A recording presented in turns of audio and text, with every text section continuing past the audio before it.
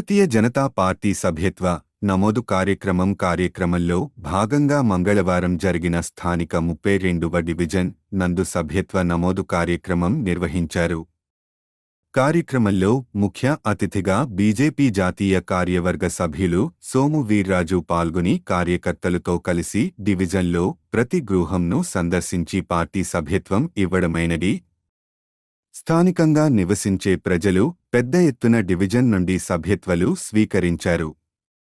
ఈ సందర్భంగా సోము వీర్రాజు మాట్లాడుతూ, నగరంలో, రాష్ట్రంలో బీజేపీ సభ్యత్వాన్ని గతంలో ఎన్నడూ లేని విధంగా ఉత్సాహభరితంగా బీజేపీ సభ్యత్వం తీసుకుంటూ ప్రధాని నరేంద్ర మోడీ నాయకత్వానికి, బీజేపీ రాష్ట్ర అభివృద్ధికి చేస్తున్న సహాయానికి పెద్ద ఎత్తున మద్దతు పలుకుతున్నారని, ఈ పర్యాయం ఈ సభ్యత్వం నమోదు ప్రక్రియ ద్వారా పోలింగ్ బూత్ స్థాయి నుండి కూడా పార్టీ శక్తివంతంగా తయారు అవుతుంది అని అన్నారు. ఈ కార్యక్రమంలో ఆడబాల రామకృష్ణ, కాలెపు సత్యసాయిరాం, యనుమల రంగారావు, కొంతం కృష్ణ, కండికొండ రమేష్, బండి సత్యప్రసాద్, కొమ్మన ప్రసాద్, పలివేల వీర్రాజు, తగరం సురేష్, సోమిరెడ్డిదేవి, అల్లి వీర్రాజు, బసా లక్ష్మీనారాయణ తదితరులు పాల్గొన్నారు.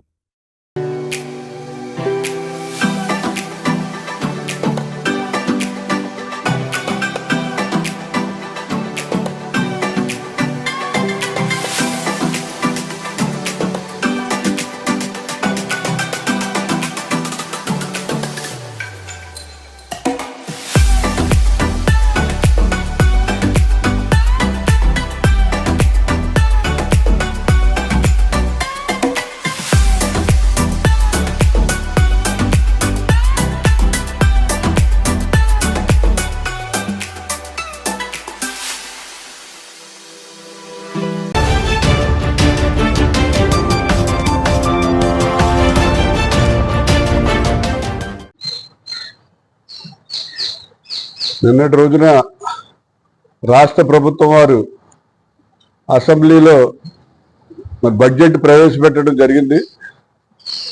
ఆ బడ్జెట్ చూడగానే అందరికీ ఆశ్చర్యం కలిగింది. ఏంటంటే ఎలక్షన్ ముందు ఈ ఎన్డీఏ కూటమి వారు ఇంటింటికి వెళ్ళి డప్పులు కొట్టి సూపర్ సిక్స్ మీరు కోటేశ్వర్లు అయిపోతారని చెప్పి ఇంటింటికి నిద్రలేపి చెప్పడం జరిగింది. కానీ ఈ బడ్జెట్లో మరి ఏ మాత్రం కూడా సూపర్ 6 పథకాలకు అలాట్మెంట్ చేయలేదు. ఈ సూపర్ 6 పథకాలు కూడా 5 నెలలు అయింది. ఈవేళ వరకు మొన్న దీపావళికి 3 గ్యాస్ సిలిండర్లు ఒకటే అమలు చేశారు. మరి మిగతా ఉన్నటువంటి ఈ సూపర్ 6లో అమ్మఒడి కానివ్వండి, అలాగే విద్యాదీవెన కానివ్వండి, లేకపోతే ఈ రైతు భరోసా కానివ్వండి, నిరుద్యోగ వృద్ధి కానివ్వండి, ఏది ఒకటి కూడా అమలు చేయలేదు. రైతు భరోసా కానివ్వండి, కేవలం 3 గ్యాస్ సిలిండర్లు అమలు చేశారు. దానికి ప్రభుత్వానికి అయ్యే ఖర్చు 2,358 కోట్లు. కానీ ప్రజల మీద కరెంటు విద్యుత్ రూపేణ 11,000 ప్లస్ 6,000 17,000 కోట్ల రూపాయలు సంవత్సరానికి ప్రజల మీద భారం పోవడం జరిగింది. అంటే అడ్జస్ట్మెంట్ అని ఒకటి, సబ్సిడీలు అని ఒకటి, అలాగా 17,000 కోట్ల రూపాయలు ప్రజల మీద అదనంగా భారం మోపారు. అంతేకాకుండా మరి గత ప్రభుత్వంలో 16 మెడికల్ కాలేజీలు తీసుకొచ్చారు.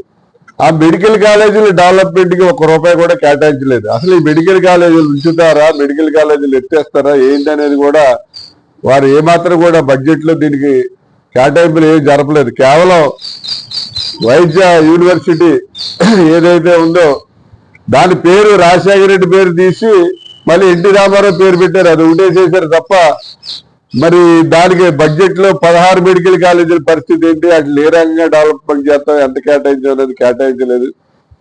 చంద్రబాబు నాయుడు గారు మా ప్రభుత్వం రాగానే రోడ్లన్నీ కూడా బ్రహ్మాండంగా తయారు చేస్తామని చెప్పి అనౌన్స్ చేయడం జరిగింది. 5 నెలలు పూర్తయింది. మరి రోడ్లు చూస్తుంటే చాలా అధ్వానంగా ఉంది. ప్రజలు ఎవరో కూడా ప్రయాణం చేయడానికి వీలు లేని విధంగా రోడ్లన్నీ ఉన్నాయి. మరి రోడ్లు మీరు వేస్తానన్నారని ఎక్కడ వేశారు? అసలు ఈ రాష్ట్రంలో ఎక్కడన్నా రోడ్లు మీరు ప్రారంభించారా, రోడ్లు వేశారని చెప్పి ప్రశ్నిస్తున్నాం. అలాగే ఉచిత ఇసుక అన్నారు. రోజు డప్పు కొట్టేస్తాడు ఉచిత ఇసుక. ఎక్కడన్నా సరే ఈ రాష్ట్రంలో యూనిట్ 5,000కి తక్కువగా ఎక్కడా కూడా ఇసుక దొరకట్లేదు. ఈ ఎమ్మెల్యేలే కొన్ని ట్రాక్టర్లు పురమాయించుకుని ఆ ట్రాక్టర్ల ద్వారా ఈ ఇసుక అంతా కూడా దోసేసి బయటికి తీసుకెళ్లి ఎక్కడ యార్డ్లో పెట్టుకుని వాళ్ళ బయట స్టేషన్స్ కి అన్నిటికీ కూడా ఊర్లకి అన్నిటికీ అమ్ముకుంటున్నారు. మరి ఈ రకమైనటువంటి దోపిడీ చేసి ఈ బడ్జెట్ లో మరి అమరావతికి కూడా కేవలం 3,000 కోట్లు కేటాయించారు. 3,000 కేటాయిస్తే 3,000 కోట్లతోటి అమరావతి ఏ రకంగా నిర్మితం అవుతుంది?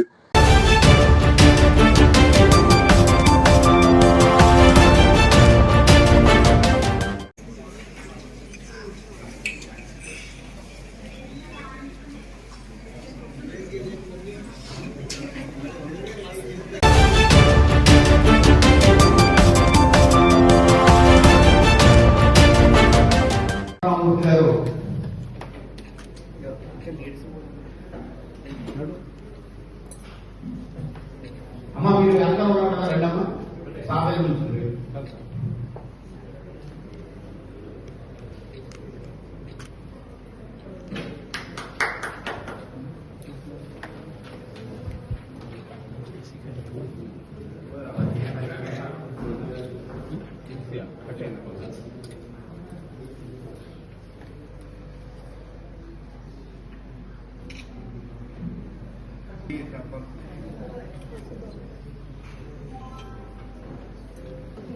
వారు అలంకరణ చేస్తున్నారు.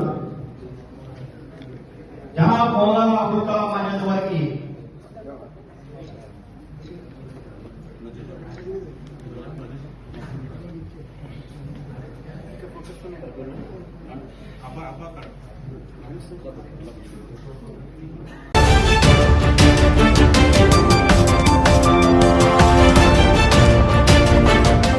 ప్రజలందరికీ కూడా 3 సెంట్లు భూమి, టౌన్లో అయితే 2 సెంట్లు ఇస్తానని చెప్పారు. వాళ్ళు ఇస్తానంటున్నారు కూడా. అందుకనే మనం ఈ అవకాశాన్ని ఉపయోగించుకోండి. భారత కమ్యూనిస్ట్ పార్టీ సిపిఐ, ఆంధ్రప్రదేశ్ వ్యవసాయ కార్మిక సంఘం నాయకులు మీ ముందుకు వస్తున్నారు. ఇప్పటి నుంచి తిరుగుతారు. 18వ తేదీ నాడు ఎవరికైతే ఇల్లు లేదో మీరందరూ కూడా ఆయా వార్డుల్లో సచివాలయాల వద్దకు వచ్చి మీరు అర్జీలు ఇవ్వండి. మీ సెల్ ఫోన్ మా దగ్గర ఉన్నాయి. ఇది ఖచ్చితంగా మీకు అందరికి ఇళ్ల స్థలాలు వస్తాయి. ఇల్లు లేనోళ్ళు కూడా ఈ అవకాశం పొందొచ్చు.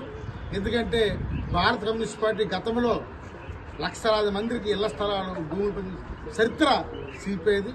ఇప్పుడు మళ్ళీ అందరికి సిపిఐ ఇళ్ల స్థలాలు రాస్తుంది. కాబట్టి ఈ సదా అవకాశాన్ని మీరందరూ ఉపయోగించుకోవాలని కోరుతున్నాను.